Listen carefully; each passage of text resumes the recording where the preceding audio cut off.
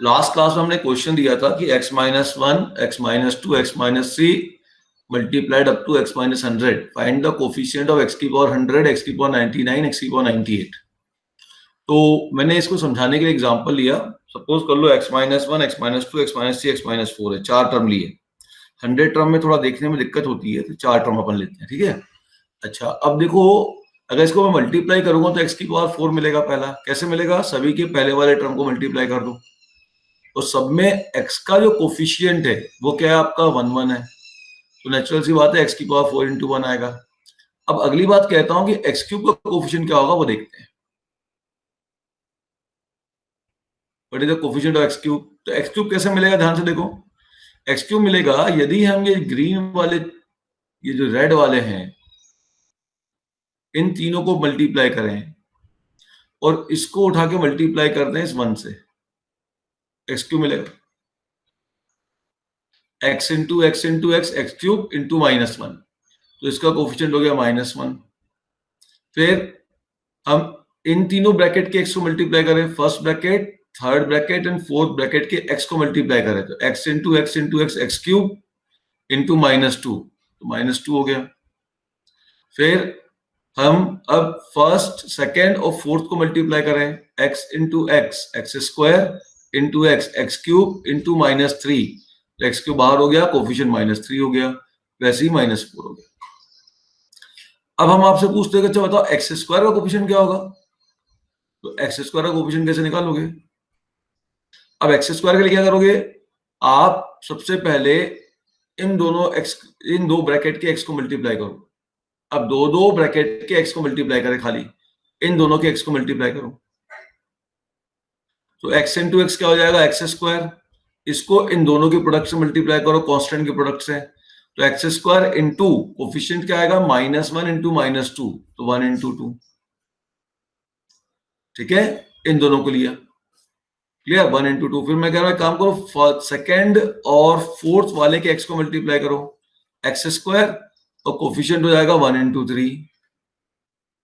फिर मैं कह रहा हूं एक काम करो कि आप सेकेंड और थर्ड वाले एक्स को मल्टीप्लाई करो, एक्स स्क्वायर तो कांस्टेंट ले लो 1 इंटू 4। ध्यान से देखो मैं कर क्या रहा हूं। फिर आप ध्यान से देखो कि अब मैं कह रहा हूं मल्टीप्लाई करो फर्स्ट एंड फोर्थ वाले एक्स को, एक्स स्क्वायर कांस्टेंट मल्टीप्लाइड है 2 इंटू 3। फिर फर्स्ट एंड एक मिनट, 2 3, हाँ, फिर सेकेंड, फर्स्ट और सेकेंड को मल्टीप्लाई कर दो, तो कांस्टेंट हो जाएगा 2 इंटू 3, 2 इंटू 4 चाहिए, तो फर्स्ट एंड इसको मल्टीप्लाई करो, तो अगला हो जाएगा 2 इंटू 4,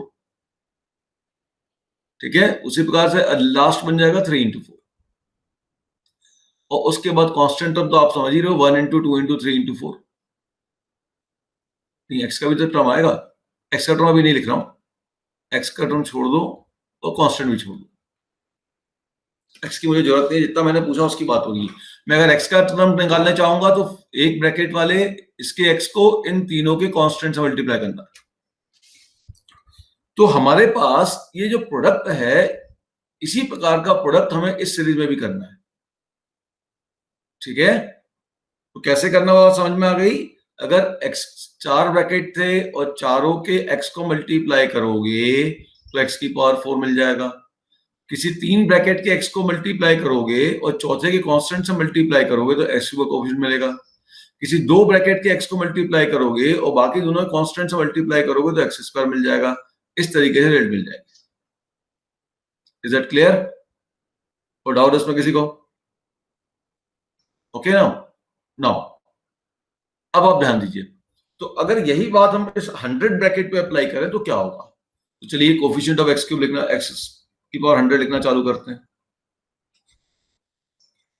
कोफिशिएंट ऑफ एक्स की पावर 100, तो अगर मैं सभी के एक्स को मल्टीप्लाई कर दूंगा, क्योंकि 100 ब्रैकेट्स थे, सभी के एक्स को मल्टीप्लाई करूंगा तो एक्स की पावर 100 मिलेगा, और कोफिशिएंट कितना हो जाएगा उसका? 1 हो जाएगा। नेक्स्ट, कोफिशिएंट ऑफ एक्स की पावर 99, मैं क्या करूंगा? पहला ब्रैकेट छोड़ूंगा, अगले 99 ब्रैकेट्स के केवल एक्स को मल्टीप्लाई करूंगा, तो एक्स की पावर 99 मिलेगा, उसको -1 से मल्टीप्लाई करूंगा तो इसका कोफिशिएंट हो जाएगा -2।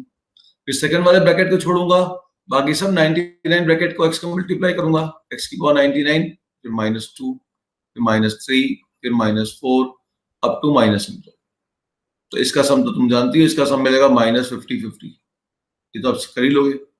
अब मेन क्वेश्चन है x की पावर 98, कोफिशिएंट ऑफ x की पावर 98। अब ये कैसे निकलेगा? हम क्या करेंगे, पहले दो ब्रैकेट छोड़ेंगे, बाकी सभी के x को मल्टीप्लाई करेंगे। तो x की पावर 98 के साथ क्या मिलेगा कोफिशिएंट? 1 × 2। अगले बार क्या करोगे अब आप? अगले बार आप सेकेंड और फोर्थ को छोड़ दो, ठीक है, बाकी सबको मल्टीप्लाई कर लो तो हो जाएगा 1 × 3, 1 × 4 अप टू 1 × 100 प्लस। अगले बार आप इस वाले ब्रैकेट को छोड़ दो, सॉरी 1 वाले को छोड़ दो, 1 को भूल जाओ, ठीक है, तो हो जाएगा 1 × 2 × 3, इन दोनों को भूलो, इन दोनों को भूलो और बाकी सबको मल्टीप्लाई करो, बाकी सब ब्रैकेट के x को मल्टीप्लाई करो, ठीक है। तो 98 ब्रैकेट में x की पावर 98 मिल जाएगा और 2 × 3, 2 × 4 अप टू 2 × 100, ये कोफिशिएंट आएगा, ध्यान से देखो, ठीक है, plus 3 × 4, 3 × 5 up to 3 × 100। This process will continue जब तक कि लास्ट नंबर 99 × 100 ना आ जाए। तो ये है कोफिशिएंट ऑफ x की पावर 98। ध्यान से देख लो पहले क्या मैंने किया। भाई हमने क्या किया, पहले दो ब्रैकेट को मल्टीप्लाई किया, हमने क्या किया, दो ब्रैकेट्स को मल्टीप्लाई किया, ठीक है, सॉरी दो ब्रैकेट को छोड़ा, फर्स्ट टू को छोड़ा, बाकी सभी 98 ब्रैकेट के केवल x को मल्टीप्लाई किया, तो x की पावर 98 × 1 × 2 हो गया।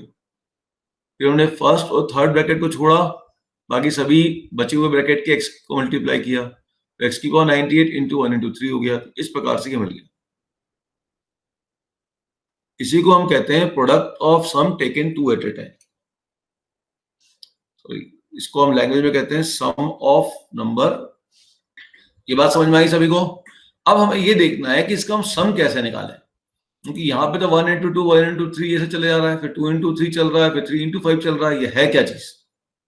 तो इसको अंडरस्टैंड करने के लिए, ठीक है, अपने पास में इसको सॉल्व करने के 2-3 मेथड्स हैं, ठीक। तो मेथड्स को हम समझते हैं। पहले हम इजी मेथड को देखते हैं। सबसे पहले मेथड नंबर 1, ये मिलेगा कहाँ हमको, ये ऐसी चीजें हमें कहाँ मिलेगी? अब जैसे मान लीजिए मैं आपसे कहता हूं कि आपको स्क्वायर करना है a + b + c + d का होल स्क्वायर।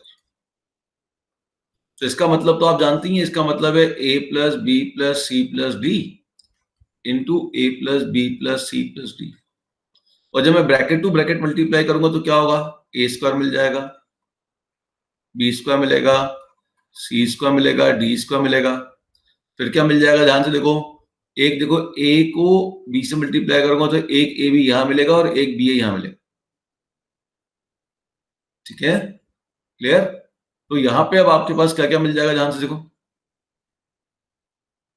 तो हो जाएगा ट्वाइस ऑफ, ये हो जाएगा AB + BC + CD + DA + AC + BD, और भी टर्म मिलेंगे। ये है वो क्वांटिटी जो हम यहाँ पे लिख रहे हैं। अच्छा एक बात ध्यान देना, 2 × 3 मिलेगा, 2 × 4 मिलेगा,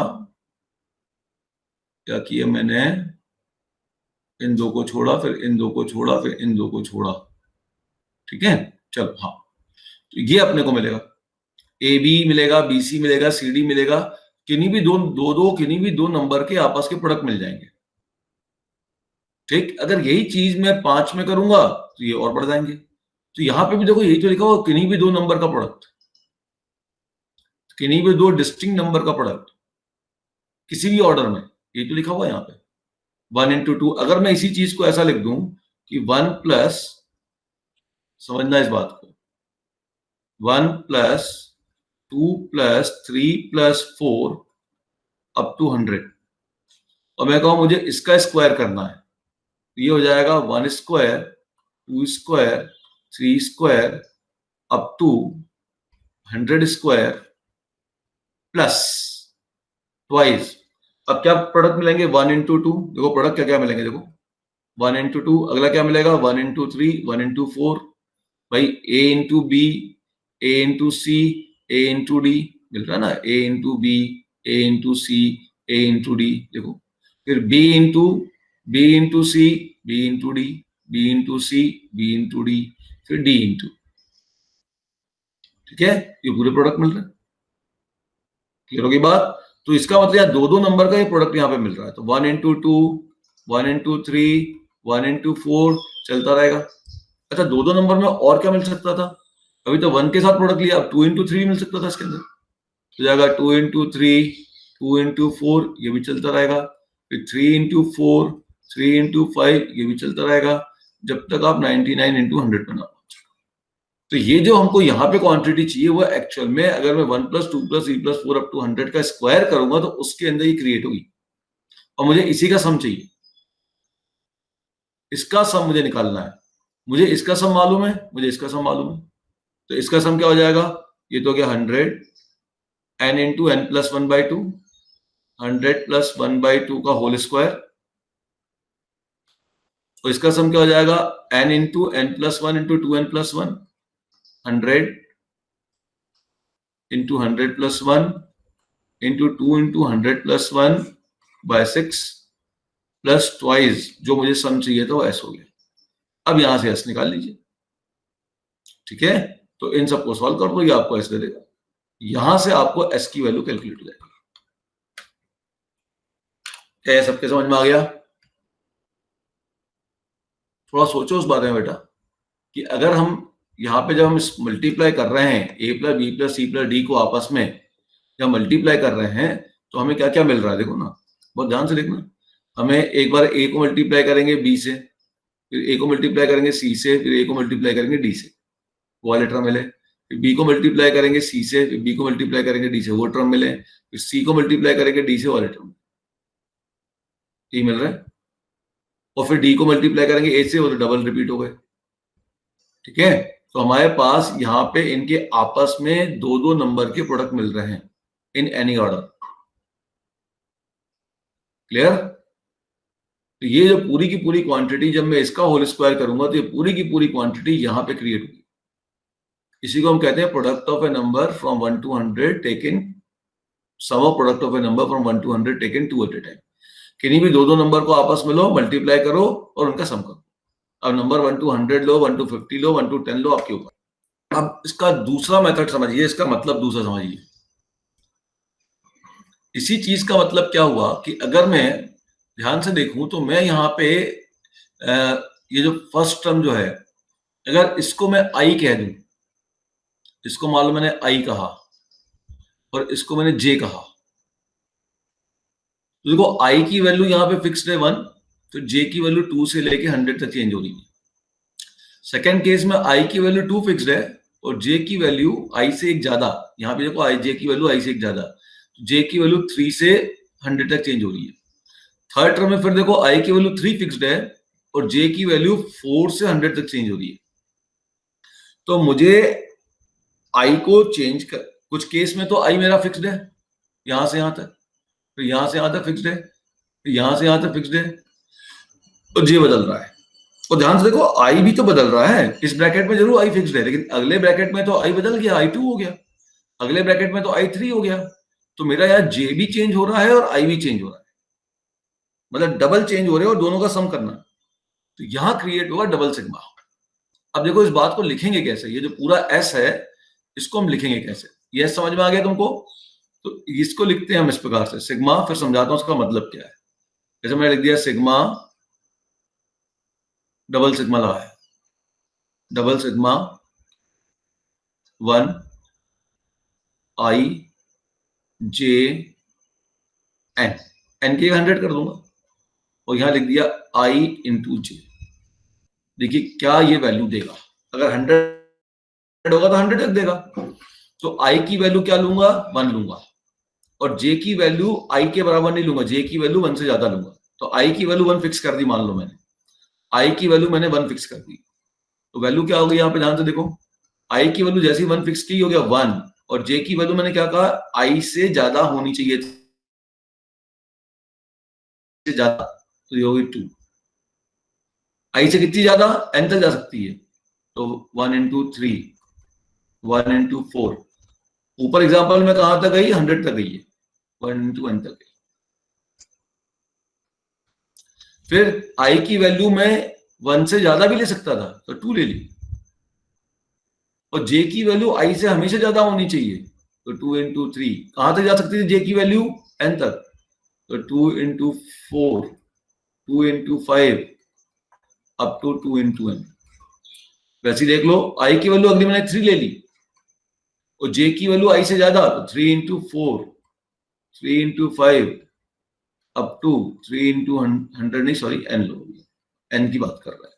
ये प्रोसेस चलता रहेगा जब तक कि लास्ट में आप n माइनस 1 इंटू एन पे ना पहुंच जाओ। ये सबको समझ में आया? देखो फिर से समझो, यहां पे फिर से समझा रहा हूं, इसका मतलब पहले समझ लो।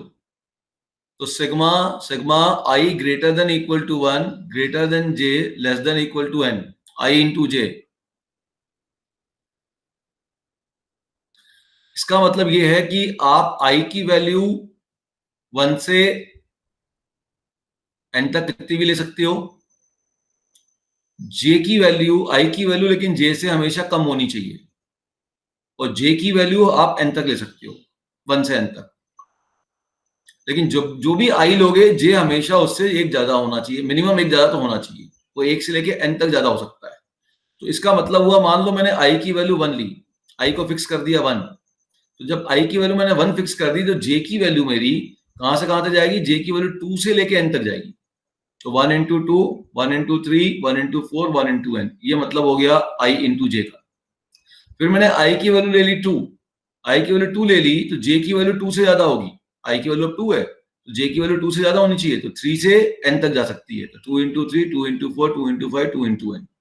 आई की वैल्यू ले ली मैंने 3, तो जे की वैल्यू अब 3 से एन तक जा सकती है, तो 3 इंटू 4, 3 इंटू 5, 3 इंटू एन।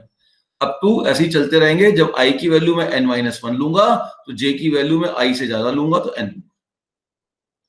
ये डबल सिग्मा, क्यों डबल सिग्मा लगाना पड़ा, क्योंकि देखो यहाँ पे जे भी मूव कर रहा है, जे भी वैल्यू बदल रहा है, और आई भी वैल्यू बदल रहा है, तो ये है डबल सिग्मा। क्लियर होगी बात? ठीक। अच्छा, अब इस चीज को एनालाइज करते हैं, थोड़ा ध्यान से समझना, इस चीज को अपने को अब एनालाइज करना है, इस चीज को समझना है अच्छे से। ठीक है, मैंने एक मेथड बता दिया आपको, ये स्क्वायर वाला, ये क्लियर हो गया सभी को? क्वेश्चन आता है ना बेटा, अब मुझे अगर समझ में नहीं आ रहा यार, तुम दिल्ली के वहां से की क्लासेस अटेंड कर रहे हो, तो उसमें तो ये बताना चाहिए था उन लोगों को, ये चीजें तो तुम लोग को तो बता देनी चाहिए थी। मैं मालूम है जनरल बच्चों को गायब कर देते हैं, भोपाल में तो कोई पढ़ाता ही नहीं है।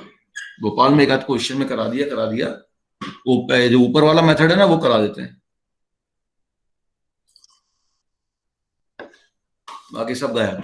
देखो अब इसको अच्छे से समझना, मैं क्या लिखने जा रहा हूं। मैं अभी ऊपर वाले क्वेश्चन पे आऊंगा, अभी जो मैंने लिखा है ना उस क्वेश्चन पे आऊंगा, उससे पहले मैं एक बात समझा रहा हूं। क्वेश्चन समझिए, सिग्मा, इसका मतलब क्या वो समझते हैं। सिग्मा जे इक्वल टू, ऊपर वाली चीज पे मैं अभी आ रहा हूं, पहले इसको समझ लो, इसको समझ जाओगे तो ऊपर वाली क्वांटिटी इसी के अंदर क्रिएट हो रही है। I equal to 1 to N, वो एन भले ना लिखूं मैंने, क्यों, देखो वहां पे नीचे डबल सिग्मा, सिग्मा में इंडेक्स नीचे डाल रखा है, यहां मैं दोनों पे अलग अलग डाल रहा हूं, उससे कोई अंतर नहीं पड़ता। आई इंटू जे, मतलब मैं आई की वैल्यू भी 1 से एन ले सकता था, जे की वैल्यू भी 1 से एन ले सकता था, ये मेरा कहने का मतलब है। ठीक है।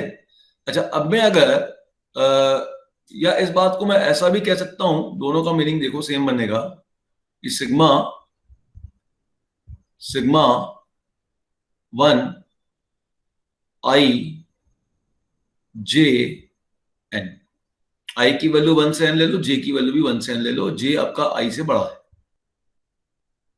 जे अगर आई से बड़ा है तो मामला गड़बड़ हो गया, हाँ ये मीनिंग गलत हो गया, अलग हो गया, दोनों का मीनिंग अलग है, ये मीनिंग अलग है, नहीं। चलो अब देखो इसका मीनिंग क्या है, आई की वैल्यू 1 से एन ले सकता हूं, फिर आई की मैं 1 लेता हूं, ये क्या रिप्रेजेंट कर रहा है, ध्यान से देखना। उसके लिए मैं एक आपको मैट्रिक्स ले रहा हूं, मैट्रिक्स मतलब एक स्क्वायर बॉक्स ऐसा मान लो, ठीक है। इसके अंदर मैं नंबर लिख रहा हूं, इसमें मैं बहुत सारे कॉलम और रो बना दूंगा, इसमें मैं नंबर लिख रहा हूं। देखिए ध्यान से, नंबर क्या लिख रहा हूं, आई को फिक्स कर रहा हूं 1, तो 1 इंटू जे को वेरी कर रहा हूं 1 से लेके n, 1 into 1, 1 into 2, 1 into 3, 1 into 4 up to 1 into n. फिर मैं आई को फिक्स कर रहा हूं 2, जे को वेरी कर रहा हूं 1 से एन, तो 2 into 1, 2 into 2, 2 into 3, 2 into 4, 2 into n. फिर मैं आई को फिक्स कर रहा हूं 3 और जे को वेरी कर रहा हूं 3 into 2, 3 into 3, 3 into 4, 3 into n. यही वेरिएशन करते जाऊंगा और लास्ट में मैं आई को फिक्स करूंगा एन और जे को वेरी करूंगा, तो n into 1, n into 2, n into 3, n into n. क्या यही सब नंबर बनेंगे इसके अंदर? हाँ या ना? मुझे आज यस और नो का बहुत जवाब चाहिए। स्टेप ये क्लियर है? Then we will proceed. यही नंबर बनेंगे ना? आई की वैल्यू एक बार 1 ले ली, जे की वैल्यू फिर कहां, आई को फिक्स किया 1, जे को चेंज किया 1 से लेके एन, तो पहला रो मिल गया। आई को फिक्स किया 2, है ना। ये नॉर्मली जो पहला टर्म होता है रो बतलाता है, ये पहला टर्म क्या बतलाता है, रो, और दूसरा टर्म क्या बताता है आपका, दूसरा टर्म बताता है कॉलम। तो आई को मैंने फिक्स किया 1 और जे को वेरी कर दिया, तो फर्स्ट रो के एलिमेंट मिल गया। आई को फिक्स किया 2, जे को वेरी कर दिया, सेकंड रो के एलिमेंट हो गए। आई को फिक्स किया 3, जे को वेरी किया, थर्ड एलिमेंट। आई को फिक्स किया एन, जे को वेरी किया। Is that clear? ये लिखने का तरीका समझ में आया? इसका मतलब सेम है। ये जो एलिमेंट है 1 1 2 2 3 3, ये डायगोनल एलिमेंट कहलाते हैं। क्या कहलाते हैं ये? Diagonal element. तो वो थोड़ा सा अच्छा तो बनेगा नहीं, समझ में आ ही रहा है तुम लोग के? ये एन तक जो जा रहा है डायगोनल एलिमेंट। मैंने जो आपको शीट भेजी है उसके अंदर उसने बॉक्स बने हुए हैं, तो ठीक है, अच्छी बात है। अरे यार बन जा भाई अच्छे से, ठीक। ये डायगोनल एलिमेंट्स क्लियर है? अच्छा, तो मैं पहले देखना चाहता हूं कि इसका मीनिंग क्या है, इसका सम क्या है। चलो इसका सम देखते हैं। What is the sum of this series? इसका हम सम निकालना चाहते हैं, पूरा सम क्या होगा। इसका सम निकालने का मतलब होगा कि इसके रो वाइज सम कर दूं, तो फर्स्ट रो का सम, ठीक है, इसका हम सम निकालना चाहते हैं, तो सम निकालना चाहते हैं। तो हमने कहा एक काम करो, सम निकालने के लिए आप सम इट रो वाइज,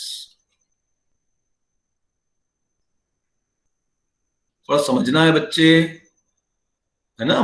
कोई टफ चीज नहीं है, लेकिन नॉर्मली इस प्रकार की चीजों से आप बहुत कम एनकाउंटर होते हो, और इस टाइप के क्वेश्चन फिर वो आईआईटी एडवांस में जैसे ही आप पहुंचोगे तो चीज हो जाएगी, ठीक है। अब देखो, सम फर्स्ट रो है ये R1, ये जो फर्स्ट रो R1 है, रो R1, रो R2, रो R3, रो R। मैं रो वाइज अगर इन सभी नंबर का मुझे सम करना है, तो फर्स्ट रो का सम निकाल लूं, सेकंड रो का सम निकाल लूं, उनको ऐड कर दूं, तो row R1 plus R2 plus R3 up to Rn कर दूं।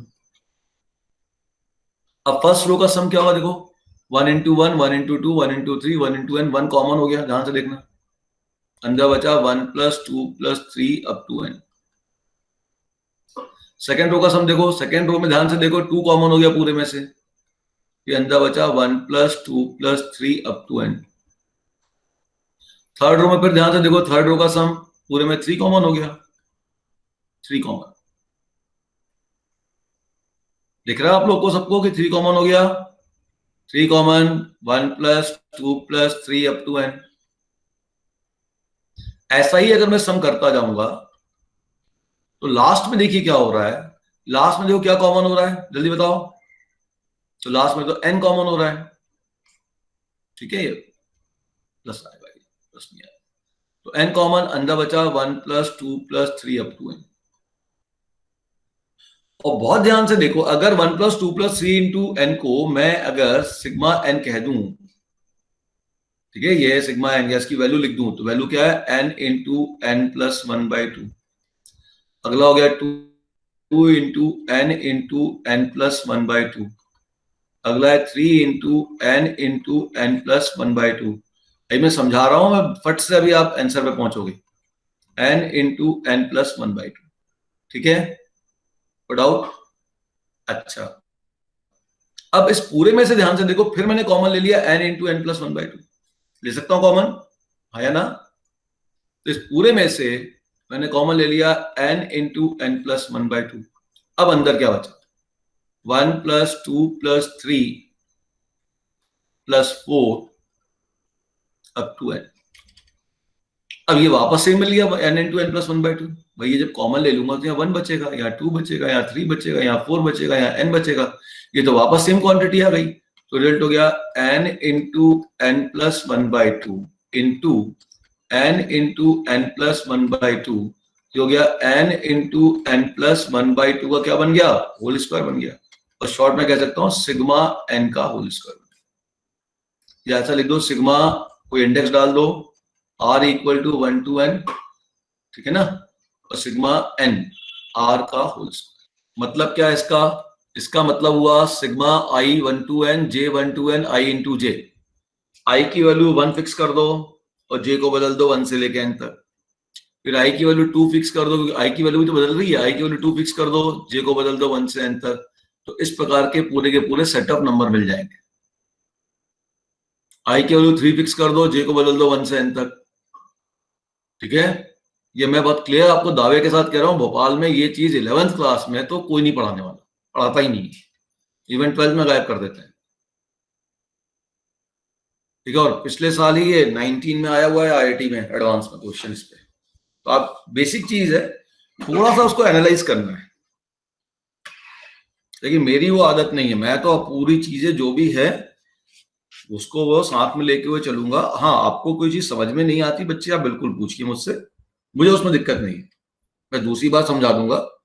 लेकिन मैं वो गायब वायब चीजें नहीं करूंगा, कॉन्सेप्ट तो पूरे लेने ही है ना, ठीक है। अब मुझे ये जो जितने नंबर आए हैं इनका मुझको सम करना है। तो रो 1 का सम करना है, रो 2 का सम करना है, रो 3 का सम करना है, रो n का सम करना है। तो रो 1 में फिर देखा क्या हुआ, देखो ध्यान से, इसमें से 1 कॉमन ले लिया तो 1 प्लस 2 प्लस 3 बचा। रो 2 में से 2 कॉमन ले लिया, फिर 1 plus 2 plus 3 up to n मिला। इसमें से 3 कॉमन ले लिया, इसमें से n कॉमन ले लिया तो 1 plus 2 plus 3 up to n मिला। और ये सब तो सेम है, पूरे को एक साथ कॉमन ले लिया, मैंने सबका समेशन लिख दिया, समेशन को कॉमन ले लिया, ठीक है। इसको कॉमन लिया तो फिर अंदर 1 plus 2 plus 3 up to n बचा। मतलब ये जो टोटल सीरीज है इसका सिग्मा अगर करूंगा तो क्या बनेगा? Sigma j equal to 1 to n, sigma i equal to 1 to n i into जे।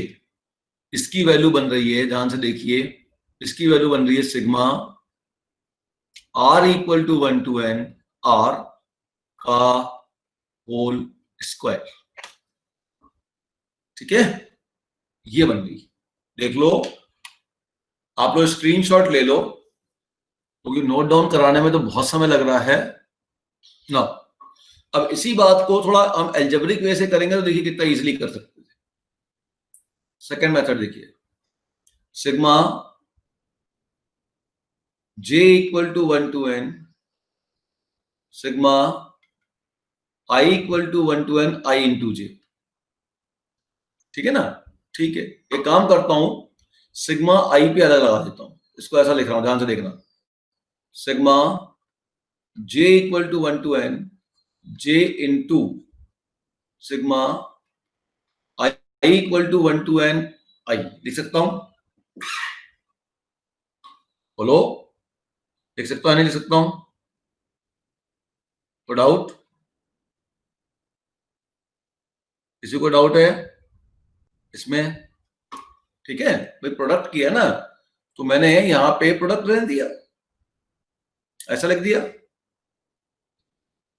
अब आप देखो ध्यान से, यहां पे प्रोडक्ट था, बस इसका सिग्मा अलग कर दिया। क्यों ऐसा कर पाया मैं, कोई बताएगा? Why I had written like this? देखो बेटा, यहां सिग्मा किस पे लगा हुआ है? आई पे लगा हुआ है। तो जब सिग्मा आई पे लगा हुआ है तो इस सिग्मा के अंदर जे वाला टर्म तो कांस्टेंट जैसा बिहेव करेगा। देखो इस बात को समझो, प्रॉपर्टी समझो। अगर किसी सिग्मा में मान लो ऐसा हो जाता i equal to 1 to n है और i के साथ कोई कांस्टेंट लैम्डा मल्टीप्लाई है, तो लैम्डा हमने बाहर निकाला था, याद आया आपको? लैम्डा हमने बाहर निकाला था, ठीक है, ओके। तो क्योंकि कांस्टेंट हम सिग्मा से बाहर निकाल सकते हैं, ये तो हमने ऑलरेडी पढ़ा हुआ है। अब आप ध्यान दीजिए यहाँ पे जे क्या है। अगर मैं केवल इस सिग्मा की बात करूं, i equal to 1 to n की बात करूं, तो इसके लिए i वेरिएबल है, i तो बदल रहा है 1 से n तक, तो i वेरिएबल जैसा बिहेव करेगा, लेकिन j तो यहाँ पे बदल ही नहीं रहा, तो j यहाँ पे कांस्टेंट है। तो इस j को मैं इस सिग्मा से बाहर निकाल सकता हूं, इसलिए मैंने इसको बाहर निकाल दिया इस रीजन के कारण। ये रीजन अपन ने पढ़ा हुआ था। अब देखिए, बाई चांस किसी ने का मिस हुआ है क्लास या कोई दिक्कत है, तो इसके जो पुरानी वीडियोस हैं आपकी, जहां पे मैंने स्टार्ट किया था चैप्टर, उसमें मैंने सिंगल सिग्मा की पूरी प्रॉपर्टियां बताई हुई हैं, उसको एक बार जरूर देख लेंगे। इनटू ये j इनटू, अच्छा sigma i equal to 1 to n, तो i की वैल्यू 1 2 3 4 अप टू n, तो ये तो हो गई आपकी n इंटू n प्लस 1/2। देखो ध्यान से, ये तो हो गई n into n plus 1/2, 1 plus 2 plus 3 up to n। अच्छा, अब जब मैं j पे सिग्मा लगा रहा हूं, तो j की वैल्यू, जब j पे सिग्मा लगा रहा हूं तो j वेरिएबल है, j के अलावा बाकी सब चीज कांस्टेंट है, तो पूरा कांस्टेंट है, तो फिर बाहर निकल गया। तो बाहर क्या निकल गया? अब n इंटू n प्लस 1/2 बाहर निकल गया। और सिग्मा किस पे लगा? j equal to 1 to n, j पे लगा। अब फिर j की वैल्यू 1 ले लो, 2 ले लो, 3 ले लो, अप टू n ऐड कर लो, तो फिर ये सेम बन गया। तो ये हो गया n into n plus 1/2 into n into n plus 1/2। So this is nothing but n into n plus 1/2 का whole square. Simple concept use किया कि भाई जब इंडेक्स आई का लगा, इसे हम इंडेक्स बोलते हैं, वेरिएबल वर्ड यूज करना अच्छी सही बात नहीं है ना।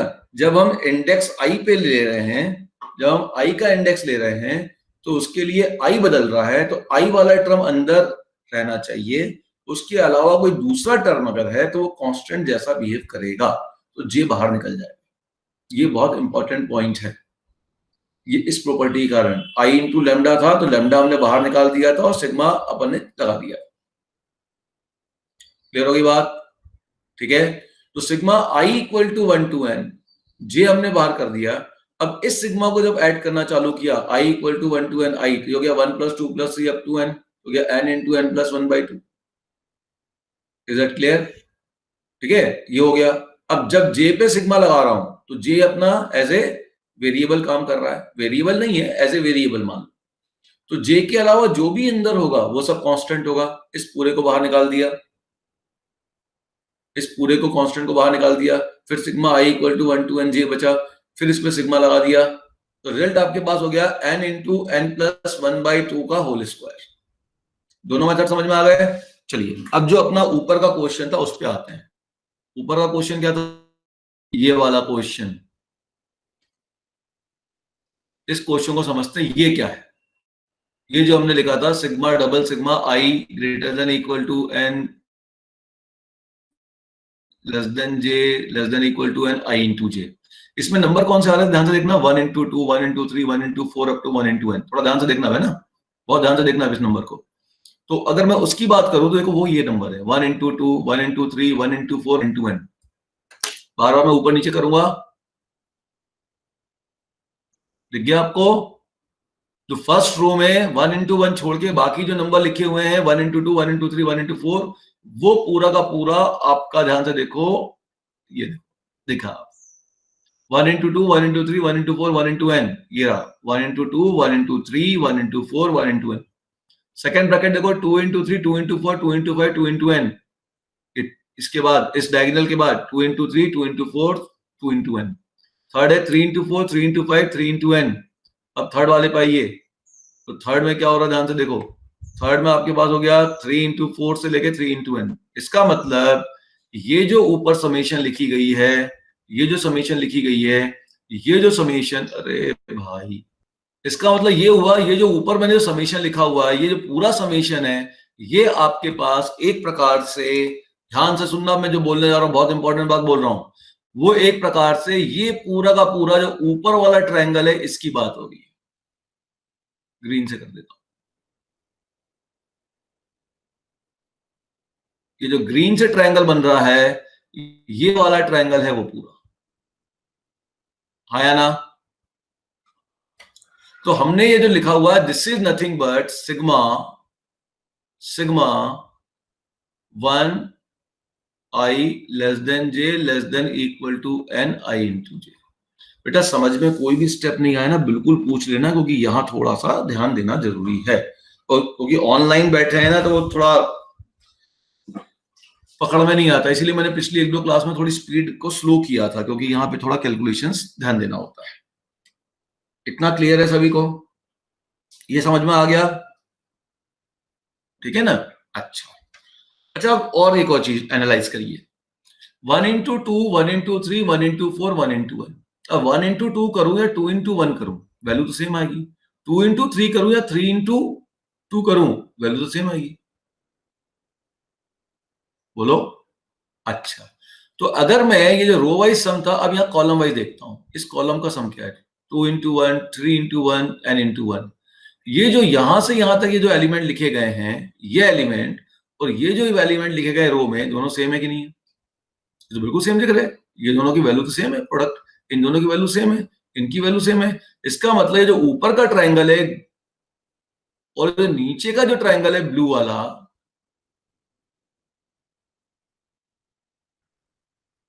जो ब्लू ट्रायंगल बना यहां पे, ठीक है, इसको मैं ट्रायंगल टी कह रहा हूं, ट्रायंगल का sum up U T U, इसको मैं कह रहा हूं टी एल, अपर ट्रायंगल लोअर ट्रायंगल। तो जो ऊपर का ट्रायंगल है इसके अंदर जो ये प्रोडक्ट ऑफ नंबर दिख रहे हैं और जो नीचे के वो तो बिल्कुल सेम है, इसका मतलब इन दोनों का सम तो सेम आएगा, हाँ या ना? तो एक बात समझ में आ गई कि जो अपर ट्रायंगल है और जो लोअर ट्रायंगल है दोनों सेम है, क्योंकि अंदर के नंबर सेम है, ये और ये सेम है, ये और ये सेम है, ये और ये सेम है, हर नंबर सेम है, n into 1 into 1 into n है, हर नंबर सेम है बेटा। तो ये और ये दोनों सेम है, ये आप सबको दिखा, देख लो, अगर क्लियर है तो यस बोलो, यस मैसेज करो अगर क्लियर है।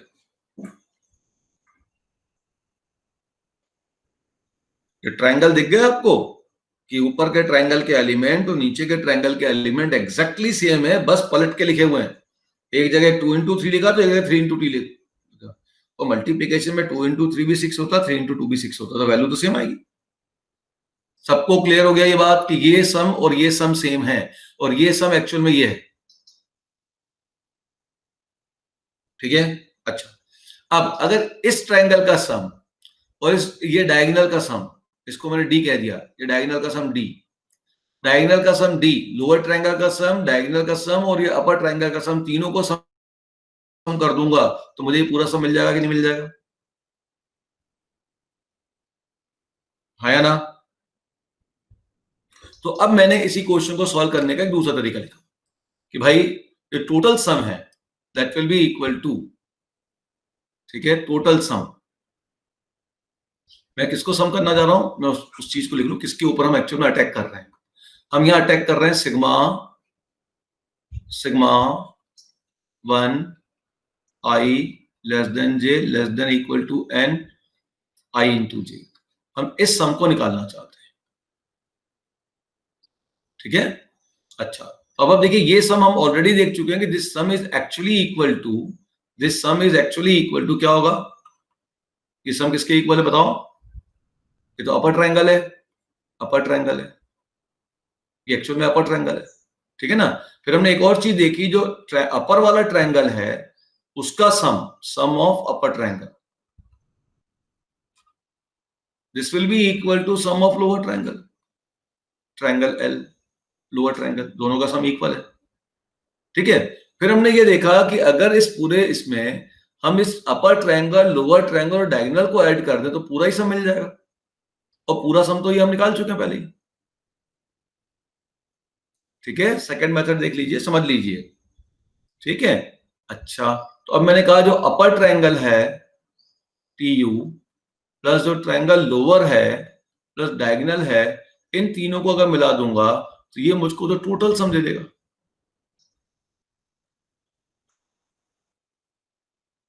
ठीक है।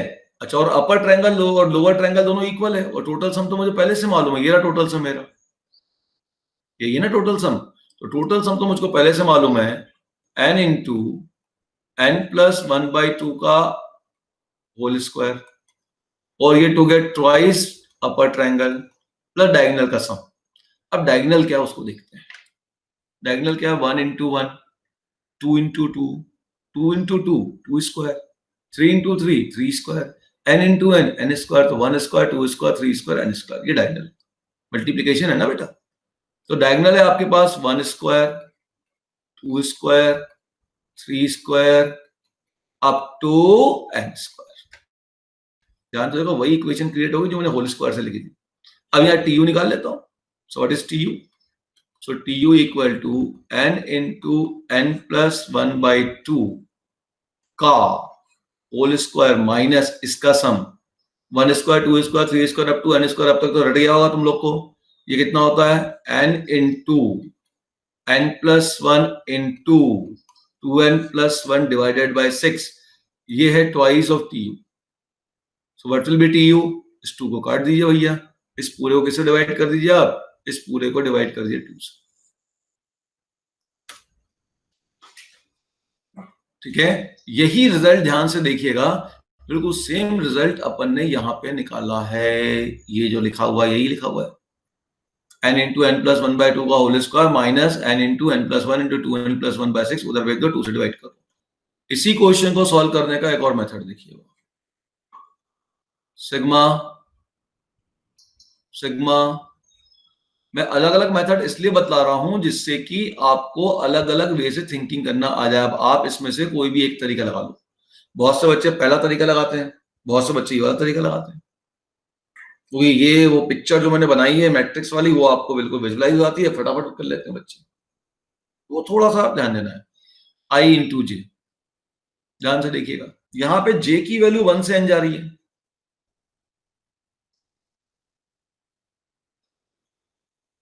जा रही है ना, जे की वैल्यू 1 से n। नहीं, 1 से n क्यों जाएगी, आई की वैल्यू जितनी होगी जे की वैल्यू से ज्यादा होनी चाहिए, 2 से n जाएगी। और आई की वैल्यू 1 से j माइनस 1 तक होगी। देखिए ये, और अब ये सही है कैसे, सुनो। मान लो आई की वैल्यू मैंने 1 ली, तो जे की वैल्यू कहां तक जा सकती थी, मैक्सिमम 2 तक। ठीक है, आई की वैल्यू में जितनी भी ले रहा हूं, आई की वैल्यू में जो भी लूंगा, ठीक है, तो जे की जो वैल्यू होगी आई उससे कम तक ही जाएगा। आई की वैल्यू में जो भी लूंगा, जे की वैल्यू, जे जो होगा आई की वैल्यू में, मान लो, सही तो है ये, क्योंकि जे, आई हमेशा जे से कम है, तो आई की वैल्यू जे की वैल्यू से कम तक ही जानी चाहिए। सही है, देखो लिखा है ना, I is less than J, तो whatever I will take that will go to value lesser than J. तो जे जहां तक यहां पे चलेगा, यहां पे उससे कम जाना चाहिए। ठीक है, ये मैंने इसको बाइफरकेट करके लिख दिया। ये बात समझ में आ गई आपके, आई हमेशा जे से कम चाहिए था, तो जे जहां तक जहां पे स्टार्ट करेगा, 2 से स्टार्ट करेगा, जो ही थोड़ी हो 10 से भी स्टार्ट कर सकता है, तो यहां पे आई कहां तक जाएगा, 9 तक जाएगा। जे की वैल्यू जो भी यहां लोगे, आई को उससे कम पे यहां पे रोकना है। अब इसका सम कर लीजिए, ये सम हो जाएगा sigma j equal to 2 to n j, और इसको सम कर लो, ये तो सिग्मा 1 प्लस 2 प्लस 3, ये क्या हो गया, 1 plus 2 plus 3 up to j minus 1। और ये तो आपके पास सिग्मा n का फॉर्मूला जैसा हो गया काम।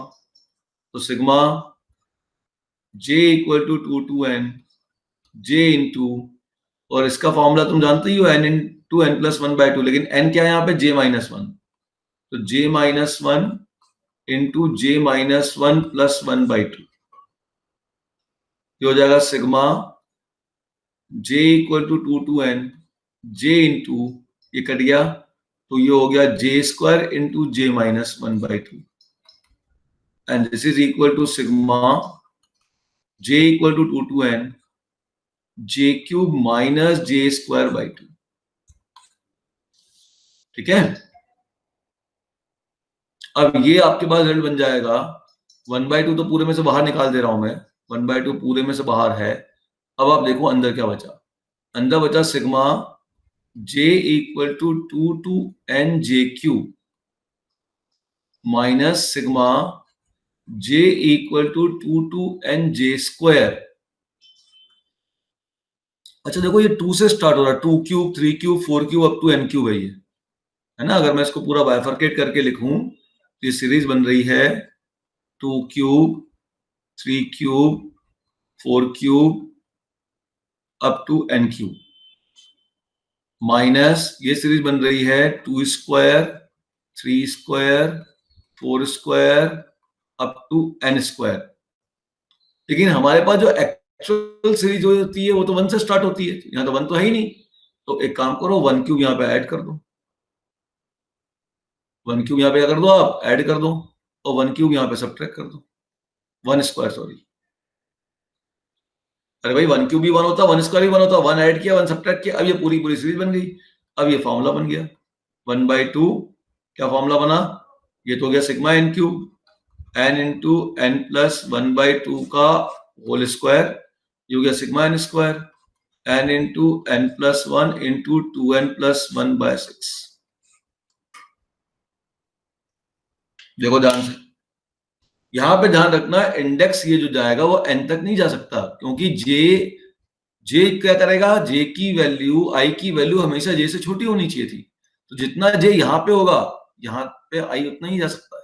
अगर यहाँ j 10 से स्टार्ट कर रहे हो मान लो, तो आपका यहाँ पे कहाँ जा सकता है, ये 9 तक ही जा सकता है। यस आ गया आप लोग का, बहुत अच्छी बात है, बहुत बढ़िया, अच्छा कर रहे हो आप लोग बेटा, बिल्कुल बता रहा हूँ, बहुत बच्चे इसको समझ नहीं पाते, बड़े परेशान होते हैं। अच्छा भाई अभी तो अपन बेसिक चीज समझ है ना, इसका मीनिंग क्या है, मीनिंग समझ में आ जाएगा तो फिर चीज फिर अंदर की जो भी क्वांटिटी निकाल लेंगे हम। अच्छा इसका मीनिंग क्या है, सब लोग सोचो उस बॉक्स के हिसाब से, मैं उस बॉक्स के बगल में लिख रहा हूँ इसको, ठीक है ना, वापस लिख रहा हूँ, मैं इसका सम निकालना चाहता हूँ, इसको बॉक्स के बगल में लिख रहा हूँ। कहाँ गया बॉक्स, ये रहा बॉक्स, मैं यहाँ पे लिख रहा हूँ सम, जिससे आप उसको विजुअलाइज कर पाए। Double sigma 1 i less than j less than equal to n i into j, this is equal to what, एक tu है, एक tl है और एक d है, इसके टर्म में बताना this is equal to what, you can send me your message. ये पूरा जो लिखा हुआ है ये किसके इक्वल है, tu के इक्वल है, tl के इक्वल है, d के इक्वल है, तो मैं ऑप्शन बनाता हूं, this is equal to tu, this is equal to tu plus d और tl प्लस d, नहीं सी ऑप्शन नहीं, वो मीनिंग पहले बताओ, meaning C it is equal to tu plus tl plus d and d it is equal to tl plus d, ये चार option में से है ना, और इट इज एक और option it is equal to d, तो ये जो पूरा सिग्मा है ये 5 ऑप्शन में से कौन सी ये सिग्मा रिप्रेजेंट कर रहा है, tu you know upper triangle जो ग्रीन से मार्क्ड है, tl लोअर ट्रायंगल जो ब्लू से मार्क्ड है, डायगोनल जो रेड से मार्क्ड है ना, तो ये एक्चुअल में क्या कौन सा ऑप्शन रिप्रेजेंट कर रहा है, आप ये ऑप्शन भेजिए मुझे, सोच के भेजिएगा, जल्दीबाजी नहीं, थिंक ओवर इट। आई की वैल्यू मैं 1 फिक्स करता हूं, आई की वैल्यू 1 फिक्स कर दी, ठीक है, तो आई की वैल्यू 1 फिक्स हो गई, जे की वैल्यू क्या हो सकती थी, आई से एन तक हो सकती थी, आई से बड़ी नहीं है, तो जे की वैल्यू 1 से एन हो सकती थी, तो आई की वैल्यू 1 फिक्स करी, जे की वैल्यू 1 से एन, जो कि 1 into 1 1 into 2, 1 into 3, 1 into n। ये यहां से पूरा फर्स्ट रो R1 मिल गया। अब i की वैल्यू मैंने 2 फिक्स कर दी, ये 2 फिक्स हो गई। अब j की वैल्यू i के इक्वल हो सकती है, लेकिन i से छोटी नहीं हो सकती है। अगर i की वैल्यू आपने 2 फिक्स कर दी, i की वैल्यू 2 फिक्स कर दी, तो j की वैल्यू 1 नहीं हो सकती। j की वैल्यू i के इक्वल हो सकती है, i से बड़ी हो सकती है। तो j की वैल्यू 2 से चालू होगी। तो 2 इंटू 2, 2 इंटू i, 2 फिक्स हो चुका है। 2 इंटू 2, 2 इंटू 3, 2 इंटू 4, यहां से लेके देखो यहां तक का सम दिख रहा है। i की वैल्यू मैंने अगर 3 ले ली, तो j की वैल्यू 3 से n तक, तो ये यहां से लेके यहां तक का सम। तो क्लियर दिख रहा है कि ये जो समेशन लिखा है ये कुछ नहीं है, upper triangle plus D. So option आपका ये हो गया। मीनिंग, अब एक बच्चा बोलेगा क्या और कोई ऑप्शन हो सकता था इसमें? सोचो, मैंने मीनिंग को समझा दिया आपको। भाई वो वैल्यू लेके देखना पड़ेगा ना आपको, तब समझ में आएगा। अब मीनिंग वाइज नहीं कह रहा हूं, वैल्यू वाइज बोल रहा हूं। क्या value wise this option B is equal to some other option in the question? अच्छा, तो what is relation between TL and TU? ये टीएल और टीयू में क्या रिलेशन है? टीएल और टीयू में क्या रिलेशन है? अब ये थोड़ा टफ चीज अपन ऑनलाइन कर रहे हैं, तो थोड़ा सा अपन को वेट करना पड़ेगा। आप भी थोड़ा समय लीजिए, कोई दिक्कत नहीं है। टीएल और टीयू कैसे हैं? You me answer. TL upper triangle का सम और टीयू लोअर ट्रायंगल, इसका सम कैसा है? तो बताया हुआ ना अभी थोड़ी देर पहले। देखो, अपर ट्रायंगल का सम और लोअर ट्रायंगल, इन दोनों का सम इक्वल है। Sum of TU and sum of TL, ये तो सेम है। और जब दोनों सेम है तो वैल्यू वाइज देखो, मीनिंग वाइज तो इसका मतलब जो है, ध्यान देना, इसका जो मीनिंग है वो है ऊपर का ट्रायंगल प्लस डायगोनल। इसका मीनिंग लोअर ट्रायंगल नहीं है, मीनिंग ये नहीं है। लेकिन जब मैं सम कर रहा हूं तो अपर ट्रायंगल टीयू और लोअर ट्रायंगल टीएल दोनों की वैल्यू तो सेम है। एलिमेंट अलग अलग जरूर दिख रहे हैं, लेकिन वैल्यू दोनों की सेम है। ठीक है, तो ये आपका डी ऑप्शन भी हो सकता है।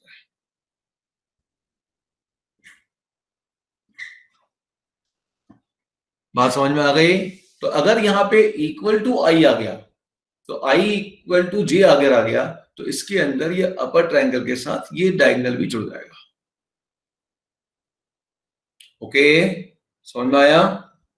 This meaning is clear. चलिए एक और मीनिंग समझा देता हूं, बाकी जो मैंने मैटर दिया उसको आप गो थ्रू होइएगा, तो मेरे ख्याल से चीजें पकड़ में आ जाएंगी। ये आई इंटू जे वाली पूरी कहानी समझ में आ गई सभी को? अब एक कॉन्सेप्ट और समझ लीजिए और एक क्वेश्चन ले लेते हैं बस। मतलब मैक्सिमम चीजें मैंने यहाँ पे कवर कर दी हैं। ठीक है, तो इसका मतलब क्या है? इस इक्विलिटी का मतलब क्या है? इस इक्विलिटी का मतलब है अपर ट्रायंगल प्लस क्या? Plus diagonal. अपर ट्रायंगल का सम तो अभी निकाला अपन ने, यही है ना अपर ट्रायंगल का सम। ये रहा अपर ट्रायंगल का सम, ये अपर ट्रायंगल टीयू है, ये टीयू का सम है ना? तो ये इसके अंदर डायगोनल वाली कहानी और जोड़ देना, मतलब ये वाली कहानी फिर से जोड़ देना,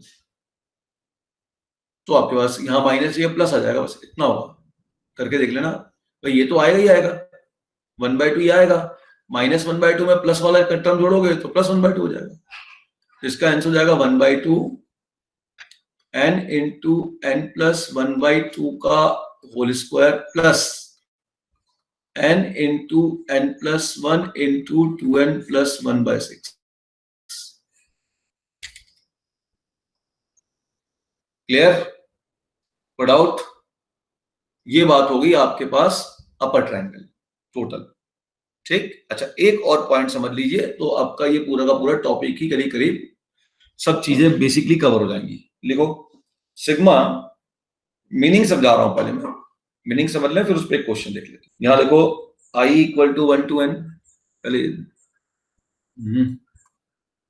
यहां लिख लो i equal to 1 to n, j equal to 1 to n, और यहां लिख दिया मैंने ए आई ए जे। इसका मतलब क्या है? इसका वैल्यू क्या आएगा ये हमें देखना है। मीनिंग समझ लेना। इसका मतलब पहले एक काम करो, पहले इस AI को अप्लाई कर दो। तो I की वैल्यू मान लो पहले J को फिक्स कर दे रहा हूँ, J कांस्टेंट दे रहा हूँ। अब इसको मैं J को बाहर नहीं निकाल सकता क्योंकि प्लस आ चुका है। तो सिग्मा इस पे भी लगाऊंगा, सिग्मा इस पे भी लगाऊंगा। क्या होगा ध्यान से देखना। Sigma J equal to 1 to n sigma, अब मैं दोनों पे अप्लाई करूंगा ये वाला sigma, bracket sigma I equal to 1 to n AI plus sigma I equal to 1 to n AJ। अच्छा, I equal to 1 to n AI क्या होगा? A1 plus A2 plus A3 up to AN, है ना? तो मैं इसको एक काम करता हूँ, ये जो A1 plus A2 plus A3 up to AN आएगा, इसको मैंने नाम दे दिया, सपोज कर लो इसको मैंने सम कह दिया। सम क्या कह दूं? ऐसे कह दूं, ये एस मान ली। वो पुराना एस और ये एस अलग अलग है। पुराना भी एस कहा था ना अपन ने, वो ये अलग है। चलिए, तो ये हो गया सिग्मा